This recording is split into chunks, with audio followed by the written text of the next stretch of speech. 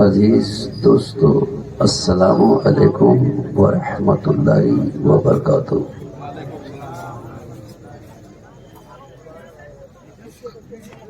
الحمدللہ الذی فضل سیدنا مولانا محمدا صلی اللہ تعالی علیہ وسلم علی العالمین جميعا، وَأَقَامَهُ يَوْمَ الْقِيَامَةِ لِلْمُذْنِبِينَ الْمُطْلَبِسِينَ الْخَطَّائِينَ الْحَالِكِينَ شَفِيعًا، فصلی اللہ تعالی وسلم وبارک علیہ وعلی کل من هو محبوب ومرضی لدیہ، صلاة تبقى وتدوم بدوام الملك الحي القيوم، ونشهد أن لا إله إلا الله وحده لا شريك له، ونشهد أن سيدنا مولانا محمدا عبده ورسوله، أما بعد، فاعوذ باللہ من الشیطان الرجیم، بے برکت بسم اللہ الرحمن الرحیم۔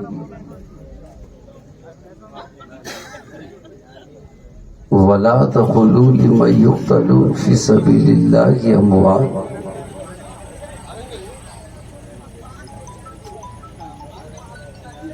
بل احیاء ولكن لا تشعرون۔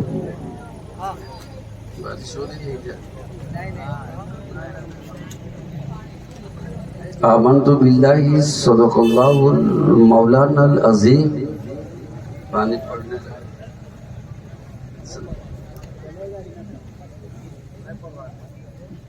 وصدق رسوله النبی الامین المتین المعین المبین الکریم۔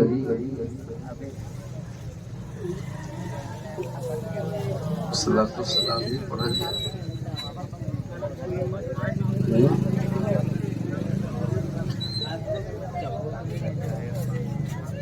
ہری ہے شاخ تمنا ابھی جلی تو نہیں، ایک سے گردن وفا شیاروں کی، کٹی ہے برسر میدان مگر جھکی تو نہیں۔ جی لگا کر درود شریف پیش کرے۔ اللہم صلی وسلم دائما علی حبیبک خیر خلق کلہم۔ بہت بڑی غلطی کر بیٹھتے ہیں، یہ اپنا جھارکھنڈ میں ہی ہے جو رات بھر جلسہ کرے اور فجر کی نماز میں سو جائے۔ بمبئی کی سرزمین پہ جا کر کے دیکھے، بہت بڑے سے بڑے علامہ کو بلا لیجیے، 11 بجے رات سے زیادہ پرمیشن آپ کو نہیں مل سکتا۔ یہ جو ابھی عشاء کی نماز سے لے کر 2 بجے رات تک جو آپ بیٹھے رہے، یہ کم وقت نہیں تھا۔ اور یاد رکھیں، جو ہمارے نوجوان نعرہ لگا رہے تھے، اس نعرے سے اپنی تاریخ بچا نہ پائیں گے، جلسہ کرنے سے بھی اپنے ہسٹری کو بچا نہ پائیں گے۔ ہماری تاریخ تب بچے گی جب ہم تاریخ پڑھیں گے، ہمارا یہ محرم تب بچے گا جب ہم محرم کی تاریخ کو مطالعہ کریں۔ ہمارا حسین کی شہادت کی تاریخ تب بچے گی جب ہم حسین کے بارے میں پڑھنا سیکھیں گے، اور جب تک ہم پڑھیں گے نہیں، نعرہ لگاتے لگاتے قیامت آ جائے گی، ہم اپنی اس تاریخ کو نہیں بچا پائیں گے۔ آپ لوگوں کو معلوم ہوگا کہ میرے آقا نے سورج کو دو ٹکڑوں، چاند کو دو ٹکڑوں میں بانٹا تھا۔ یہ تب کا واقعہ ہے جب کربلا کا واقعہ وجود میں نہ آیا تھا۔ میرے آقا نے حضرت علی کی عصر کی نماز چھوٹی تھی، اس کو ادا کرنے کے لیے سورج کو پلٹا دیا تھا۔ یہ تب کا واقعہ ہے جب کربلا کا واقعہ وجود میں نہ ہوا تھا۔ لیکن ان سب تاریخوں کو میرے امام ماتھے کی نگاہوں سے بھی دیکھ رہے ہیں اور پڑھ بھی رہے ہیں، ماشاءاللہ۔ اور ہم میں یہ فضل ہے، جو لوگ چند لوگ بچے نا ذرا سامنے میں آ جاتے تو ذرا بہتر رہتا۔ یہ کرسی میں آ جائیے، بڑے لوگوں کی تعداد کی ضرورت نہیں ہے۔ کربلا میں 22,000 کی تعداد ایک طرف تھی اور ایک طرف 72 لوگ ہی تھے۔ 22,000 اور 72 کو آپ کیلکولیٹ کر کے دیکھ لیں کہ ایک آدمی پر کتنے لوگ حصے میں آئے تھے۔ بھیڑیا دھسان کی ضرورت نہیں۔ آئے دن جب کالج جاتا ہوں تو کتنا مٹ بھیڑ ہونا پڑتا ہے وہ ہم لوگوں کو پتا ہے، چونکہ ہمارے بچے یا ہمارے بچے کے گارجین کبھی یہ نہیں سوچا کہ میرے بچے اپنی تاریخ پڑھے، میرے بچے اپنی ہسٹری پڑھے، میرے بچے اپنے امام کے بارے میں کیا واقعہ گزرا ہے اس کی جانکاری لے۔ یہ کسی کو فکر لگی۔ علامہ اقبال نے بہت پہلے ہی کہا تھا کہ نہ سنبھلو گے تم مٹ جاؤ گے ہندی مسلمانوں، تمہاری داستان تک نہ ہوگی داستان۔ اس معنی کر کے کہا تھا کہ جب پڑھائی سے تم دور ہو جاؤ گے، کالج سے جب تم دور ہو جاؤ گے، اسکول سے جب تم دور ہو جاؤ گے، جب تم مدرسوں سے کوسوں دور نظر آنے لگو گے، تب تم اپنی تاریخ سے نابلد ہو جاؤ گے، اپنی تاریخ کو تم بھولا ڈالو گے، تمہاری ہسٹری ہندوستان کے پنوں سے اٹھا لیا جائے گا، تمہاری تاریخ ورق سے مٹا دیا جائے گا، تمہاری تاریخ صفحہ ہستی سے فنا کر دی جائے گی۔ تب تم چلاؤ گے میرے پروجوں نے ہندوستان پہ 200 سال تک جنگ لڑی تھی، وہ تاریخ کہاں گئی تمہیں پتہ نہ چلے گا، تم کو کچھ بھی معلوم نہیں رہے گا۔ اسی لیے علامہ اقبال نے کہا تھا نہ سنبھلو گے تو مٹ جاؤ گے، اے ہندی مسلمانوں تمہاری داستان تک نہ ہوگی داستانوں میں۔ لیکن ہم نے کبھی غور نہیں کیا ہے۔ میرے دوستو، کانفرنس بہت ہو رہی ہے، جلسے بہت ہو رہے ہیں، میلاد بہت ہو رہی ہے، لیکن ان جلسوں سے کیا آپ نے آج تک اخذ کیا؟ کوئی بھی ویکتی بتا دے۔ جب سے مولانا حبیب کے ساتھ میرا تعلق بنا تب سے محرم کے موقع پر آپ جلسہ لاکھوں روپے خرچ کر کے کراتے ہیں، لیکن اس لاکھ روپے کا فٹ بیگ اگر آپ سے مانگنا اسٹارٹ کروں تو آپ کوئی بھی سیدھا بارہ کے جوان سے لے کر کے بوڑھا تک اس 1 لاکھ روپے کا فٹ بیگ کوئی دینے کی ہمت نہیں رکھ سکتا۔ آخر ایسا کیوں؟ 1 لاکھ روپیہ خرچہ کیا تھا سماج کو سنوارنے کے لیے، 1 لاکھ روپیہ خرچہ کیا تھا سماج کو بچانے کے لیے، 1 لاکھ روپیہ خرچہ کیا تھا سماج کے نوجوانوں کو شکشت کرنے کے لیے، 1 لاکھ روپیہ خرچہ کیا تھا تاکہ ہمارے لوگ سدھر جائے۔ اور جو ہمارے فجر کی آذان میں مسجد میں جب آذان ہوتی ہے صرف امام امامت کرتا ہے، اقتدا میں مؤذن صرف ہوتا ہے اور پوری مسجدوں کی صفیں خالی رہتی ہے، اس صف کو بھرنے کے لیے ہم نے لاکھ روپیہ خرچہ کیا تھا۔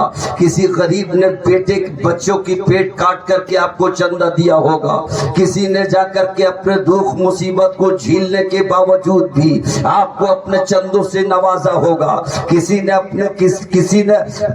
مزدوری کر کے آپ کو اپنے زیب خاص سے پسینے کی کمائی کمائی دے دیا ہوگا، لیکن اس کے باوجود بھی اس پیسے کا کوئی وجود نہ بن سکا، اس پیسے کا کوئی ویلو نہ بن سکا، اس پیسے سے ہمارا سماج اور ہماری ہسٹری یا ہماری تاریخ نہ بن سکی۔ اب غور کرنے کا مقام ہے، اگر یہ 1,00,000 روپیہ ہم جہاں ایک امام کے حوالے میں 100 بچوں کو پڑھنے کے لیے کر رہے ہیں، اسی مقام پر ایک ماسٹر کو دے دیے ہوتے، اسی مقام پر چل کر کے جو ہے وہ ایک اور عالم کو دے دیے ہوتے، تو 100 بچے کے پیچھے جب 3 عالم تین لوگ پڑھانے والے ہوتے، تو یاد رکھنا مسلمانوں، آج کی تاریخ میں ہم مجمع لگا کر کے حسین کا نعرہ لگاتے ہیں، لیکن جب آپ کا بچہ پڑھنے کے لیے اسٹارٹ کرے گا، آپ کا بچہ تعلیم حاصل کرنے کے لیے اسٹارٹ کرے گا، تو ہر گھر سے شہید اعظم حسین کا نعرہ لگتا نظر آئے گا، اور حسین کی تاریخ کی جانکار لوگ ہوتے نظر آئیں گے، لیکن ہم نے کبھی غور نہیں کیا ہے۔ آؤ تھوڑی تاریخ لے کر کے چل رہا ہوں کربلا کی طرف۔ امام علی مقام نے پوری زندگی کو سمیٹ کر کے کربلا کیوں گیا؟ امام علی مقام نے علی اکبر کی جوانی لے کر کے کربلا میں کیوں گیا؟ حضرت قاسم کی جوانی لے کر کے کربلا میں کیوں گیا؟ عباس علمدار کو لے کر کے کربلا میں کیوں گیا؟ اس لیے کہ میرے امام نے نانا کی حرکت و سکنات کو دیکھا تھا، اس لیے میرے امام نے فاتح خیبر علی مرتضی کو بھی دیکھا تھا کہ میں اس باپ کا بیٹا ہوں جس باپ نے چل کر کے جو ہے، جس باپ کے لیے عصر کی نماز جب قضا ہو گئی تھی میرے ابا جان کی، تو رب نے سورج کو، ڈوبتے سورج کو میرے نبی نے نکال دیا تھا۔ میں اس باپ کا بیٹا ہوں، اس لیے کبھی بھی ہم نماز کی عظمت کو نہ جانے دوں گا۔ جب قرآن کو مکے کی دھرتی پر لوگ مٹانے کے لیے کوشش کر رہے تھے، قرآن کی عظمتوں کو مٹانے کی کوشش کر رہے تھے، اس سمے میں میرے آقا نے جنگ بدر میں 313 بے یار و مددگار کو اتار کر کے قرآن کی عظمت کو بچائی تھی، قرآن کے مقام کو بچایا تھا۔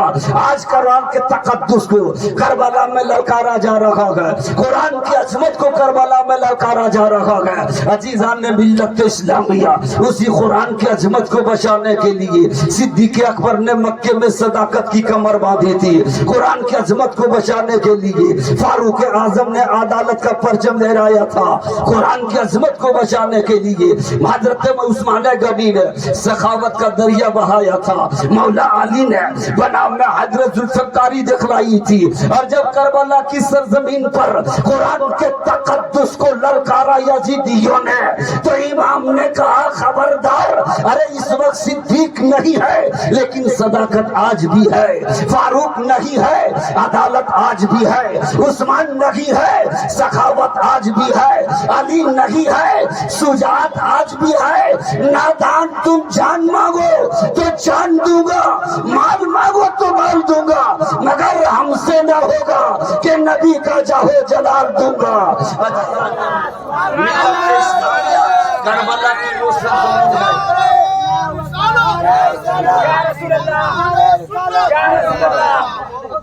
جان مانگو تو جان دوں گا، مال مانگو تو مال دوں گا، مگر ہم سے نہ ہوگا کہ نبی کا جاہو جلال دوں گا۔ عزیزان ملت اسلامیہ، سب سے بڑی بات تو یہ ہے کہ ہمارے لوگ پڑھے کیسے، ہمارے لوگ شکشت کیسے ہوئے۔ ہم جلسہ جب سے کرانا اسٹارٹ کیے ہیں، میں تو بابانگے تو حل کہوں گا، لوگ مسجدوں سے دور ہوتے چلے گئے، لوگ نماز پڑھنے سے دور ہوتے چلے گئے۔ جب ہم 9 بجے رات سے لے کر کے 3 بجے رات تک جاگ جائیں گے، اور تب ہم سو جائیں گے جب مؤذن ہمیں جگانے کے لیے اذان دیتا ہے۔ اب نماز ہماری نہ چھوٹے گی تو کیا ہوگی؟ اس لیے میں آپ لوگوں سے کہنا چاہوں گا، جلسہ کرنا بند کر دے، کانفرنس کرنا بند کر دے، اور فضول خرچی کرنا بند کر دے۔ اسی رقم کو اکٹھا کر کے اپنا مکتب میں لگا کر کے، اور کسی بچے کو عالم بنا دو، کسی بچے کو ڈاکٹر بنا دو، کسی بچے کو IAS بنا دو، کسی بچے کو IPS بنا دو۔ اگر اپنے آپ کی سلامتی اور حفاظت چاہتے ہو تو بچوں کو IAS اور IPS بنا دو گے، وہ تمہیں چل کر کے کوٹ میں بھی مدد کرے گا، زینا میں بھی مدد کرے گا، اور تیرے دین میں بھی مدد کرے گا، تیری شریعت میں بھی مدد کرے گا۔ یہ اذان سے یہ نعرے سے ہم لوگ جنت نہیں جا رہے ہیں. امام عشق و محبت نے کہا تھا کہ آج لے ان کی پناہ، آج مدد مانگ ان سے، کل نہ مانیں گے قیامت میں اگر مان گیا. یا اعلیٰ حضرت نے کہا تھا آج لے ان کی پناہ، آج مدد مانگ ان سے، کل نہ مانیں گے قیامت میں اگر مان گیا. کیا مطلب نکلتا ہے؟ ابھی دلبر شاہین نے ایک شعر پڑھا، میرا دین پارینا نہیں ہے. کس نے کہا تھا؟ امام عشق و محبت اعلیٰ حضرت نے کہا تھا. جب کسی کے بارے میں قصیدہ لکھنے کے لیے کسی ذمہ دار، کسی زمیندار اور کسی بادشاہ کے بارے میں کہا گیا تھا تو امام عشق و محبت نے کہا کہ میرا دین پارینا نہیں ہے جو ہم کسی ایرو گیرو کی تعریف کریں، ہم کسی ایرو گیرو نتھو خیرو کی تعریف کریں. ارے ہم تو اس نبی کا گدا ہے، ہم اس نبی کا غلام ہے جس نبی کے صدقے میں مجھے پانی بھی مل رہا ہے، مجھے دانا بھی مل رہا ہے، مجھے کھانا بھی مل رہا ہے، میری زندگی بھی اسی کے نبی کے صدقے میں. اس لیے ہم اس نبی کی تعریف کریں گے جس کے صدقے میں میری جان اور ایمان ہے. میرے دوست، زیادہ لمبی گفتگو نہ کر کے المختصر یہ کروں گا. میدان محشر کا عالم ہوگا، نفسی نفسی کا عالم ہوگا، کوئی کسی کا یار و مددگار نہ ہوگا، سارے لوگ پریشان ہوں گے. صحابہ کی بھی جماعت ہوگی وہاں، اولیاء اکرام کی بھی جماعت ہوگی وہاں، انبیاء اکرام کی بھی جماعت وہاں ہوگی، شہداء اکرام کی بھی جماعت وہاں ہوگی، ہم جیسے گنہگاروں کی بھی جماعت وہاں ہوگی. ہم سب اپنی اپنی قبروں سے اٹھ کر کے جائیں گے. میرے اور تمام تر صحابہ اکرام، اولیاء اعظام، انبیاء اکرام تمام تر اپنی اپنی قبروں سے اٹھ کر کے جائیں گے اور شہید اعظم امام حسین سر سجدے سے اٹھا کر کے جائیں گے. امام نے کربلا میں سجدہ کیا.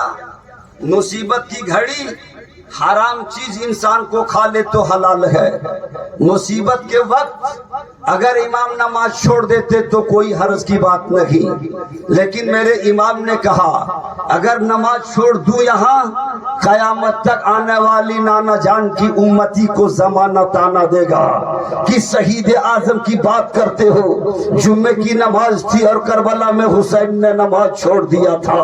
اس لیے میرے امام نے کہا کہ اب میں نماز نہ چھوڑوں گا. اور ایک بات کہہ دینا چاہتا ہوں، کربلا کی سرزمین پر جب اون محمد کی شہادت ہو گئی، علی اکبر کی شہادت ہو گئی، قاسم کی جوانی لٹ گئی، عباس کا بازو کٹ گیا، پورا خیمہ لٹ گیا.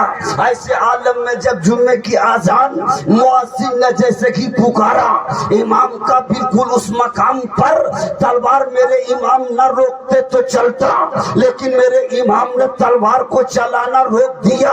یزیدیوں نے کہا حسین باپ بیٹے کی قتل پہ تھک گیا ہو لاش اٹھاتے اٹھاتے، اس لیے اب تلوار چلانے کی ہمت نہ ہونے لگی، اب تلوار برسانے کی طاقت نہ ہونے لگی. میرے امام نے کہا نادان یہ بات نہیں ہے، ارے آزان ہو رہی ہے اس لیے میں نے تلوار کو چلانا روک دیا ہے. میں تیرا خیال نہیں کیا، غیر آزان کی خیال میں نے کیا. لیکن آج ہم گالی دیتے ہیں، ہم ڈھول بجاتے ہیں اذان ہو رہی ہے، ہم نعت پڑھتے اذان ہو رہی ہے، ہم تقریر کرتے اذان ہو رہی ہے، ہم مرثیہ پڑھتے اذان ہو رہی ہے. تمام تر باتوں پر کسی نے آج تک اذان سن کر کے اپنی گالیوں کو نہ روک سکا، اپنی باتوں کو نہ روک سکا، اپنی چال کو نہ روک سکا، اپنے سماج کو نہ روک سکا، اپنی نعت کو نہ روک سکا، اپنے تقریر کو نہ روک سکا. لیکن وہ کربلا جہاں پہ امام حسین نے تلوار چلانا بند کیا تھا، اپنی گردن بچانا فکر نہیں کیا تھا، وہاں پہ تلوار اٹھانے بند کیا تھا. اس لیے میرے دوستو، جب امام حسین تمام تر لوگوں کو شہادت کا جام پی لیے، میرے امام بھی اس مقام پر شہادت کا جام پی لیے. تمام تر ہم سب اپنے اپنی قبروں سے اٹھ کر کے جائیں گے. میرے حسین نے جب سجدہ کیا کسی کو پتا نہیں، کسی نے دیکھا نہیں، لیکن سجدے سے سر کا سجدہ جو کیا میرے امام نے، آسمان دیکھا حسین سجدے میں سر رکھا ہے، زمین دیکھا حسین سجدے میں سر رکھا ہے، چاند و سورج نے دیکھا حسین سجدے میں سر رکھا ہے، برگ و ثمر نے دیکھا حسین سجدے میں سر رکھا ہے، شجر و حجر نے دیکھا حسین سجدے میں سر رکھا ہے، لیکن حسین نے سجدے سے سر کب اٹھایا یہ کسی کو پتا نہیں، سجدے سے سر کب اٹھا یہ آسمان بھی نہیں بتا سکتا، یہ زمین بھی نہیں بتا سکتی، یہ چاند و سورج نہیں بتا سکتے، یہ شجر و حجر نہیں بتا سکتے، میرے شجر و حجر نہیں بتا سکتے، سب کا میرے حسین سجدے سے سر کب اٹھایا یہ کسی کو پتا نہیں۔ جب شہید جب تمام پوری دنیا کی مخلوق اپنی قبروں سے اٹھ کر کے چلنے لگیں گے، شہداء اپنی قبروں سے چلیں گے، اور اولیاء اکرام اپنی قبروں سے چلیں گے، صحابہ اکرام اپنی قبروں سے چلیں گے، انبیاء اکرام اپنی مقبروں سے اٹھ کر کے جائیں گے، اور شہید اعظم سر اٹھا کر کے میدان محشر میں جائیں گے، عرض کریں گے نانا جان میں نے سجدہ کیا تھا کربلا میں، سلام پھیرنے کا موقع نہیں ملا، آج سلام پھیر رہا ہوں میدان محشر میں۔ آپ اندازہ فرما سکتے ہیں ہم کیسے سنی ہے، ہم کیسے حسینی ہے، جس نماز کی عظمت کے لیے علی اکبر کی جوانی دے دیا ہو، قاسم کی جوانی دے دیا ہو، اور محمد کا بچپنا دے دیا ہو، پورا کنبے کو لٹا دیا ہو، اور اسی نماز کو ہم چھوڑ رہے ہیں۔ کل قیامت کے دن سعید اعظم کا لہو بھی آپ کو معاف نہ کرے گا۔ اگر آپ سے پوچھا جائے کہ کربلا میں علی اکبر کی جوانی اس لیے نہیں لٹایا تھا کہ تم سوئے رہ جاؤ اذان ختم ہو جائے، کربلا میں قاسم کی جوانی اس لیے نہیں لٹایا تھا کہ تم سو جاؤ ظہر کی اذان ختم ہو جائے، تمہیں نماز کی فکر نہ ہو، تمہیں عصر کے ٹائم کی فکر نہ ہو۔ آپ کا امام آپ سے سوال کرے گا، کیا کہہ دیجئے گا کہ رات بھر جلسے میں تھے، رات بھر نعرہ لگا رہے تھے، رات بھر علماء کو ہم تحفے سے نواز رہے تھے، یہ آپ کو بچا لے گا؟ نماز ایک الگ چیز ہے، تحفہ دینا ایک الگ چیز ہے، نماز ایک الگ چیز ہے، نعرہ لگانا ایک الگ چیز ہے، نماز ایک الگ چیز ہے، اور مجمع میں سبحان اللہ کہنا ایک الگ چیز ہے۔ کبھی سبحان اللہ نماز پہ بھاری نہیں ہو سکتا، آپ کا یہ نعرہ اذان پہ بھاری نہیں ہو سکتا، آپ کا علماء کو تحائف دینا یہ نماز پہ بھاری نہیں ہو سکتا۔ اس لیے نماز اہم العبادات ہے، تمام عبادتوں کا مرز ہے نماز، اور اسی نماز سے ہم کو سے دور ہے اور اپنے آپ کو بولتے ہیں ہم حسینی ہیں۔ میرے دوست میں گزارش کروں گا، جلسے بہت ہوئے، کانفرنس بہت ہوئی، ان پیسوں کو بچا کر کے بچوں کے تعلیم کے پیچھے خرچ کریں تو زیادہ بہتر ہوگا، زیادہ اچھا ہوگا۔ یہ قصہ لطیف ابھی نہ تمام ہے، جو کچھ بیان ہوا وہ آغاز باب تھا۔ بچوں کو پڑھانے کی کوشش کرے، اور اسی بچے کے پڑھنے کی وجہ سے اللہ تعالیٰ آپ کو جنت میں لے جائے گا، آپ کے کنبے کو جنت میں لے جائے گا۔ نعرہ نہیں لے جا سکتا ہے، یاد رکھیے گا، ڈنکا نہیں لے جا سکتا ہے جنت میں، یاد رکھیے گا۔ آپ کا یہ کھچڑا جو ہم سب بناتے ہیں یہ جنت میں نہیں لے جا سکتا، یاد رکھیے گا۔ مرغا جو ذبح کرتے ہیں جنت میں نہیں لے جائے گا، یاد رکھیے گا۔ یہ ہم اس لیے کھچڑا بناتے ہیں تاکہ امام حسین کے صدقے اسی کھانے کو اپنے مرحومین کو ایصال ثواب کرتے ہیں۔ ہم اس لیے مرغا ذبح کرتے ہیں امام حسین کے صدقے اسی کھانے کو پکا کر کے اپنے مرحومین کو ایصال ثواب کرتے ہیں۔ اس لیے ہم مت بھول جائے کہ یہ مرغا ہمیں جنت میں لے جائے گا اور پرصراط پہ پاس کر دے گا۔ اگر تجھے جنت میں جانا ہے تو نماز کو ادا کرو، اس لیے نماز میں صحت بھی ہے اور نماز میں برکت بھی ہے، اور نماز ادا کرنے والے کو اللہ تعالی مقام اور مرتبہ اونچا کرے۔ وآخر دعوانا ان الحمد للہ رب العالمین۔ السلام علیکم۔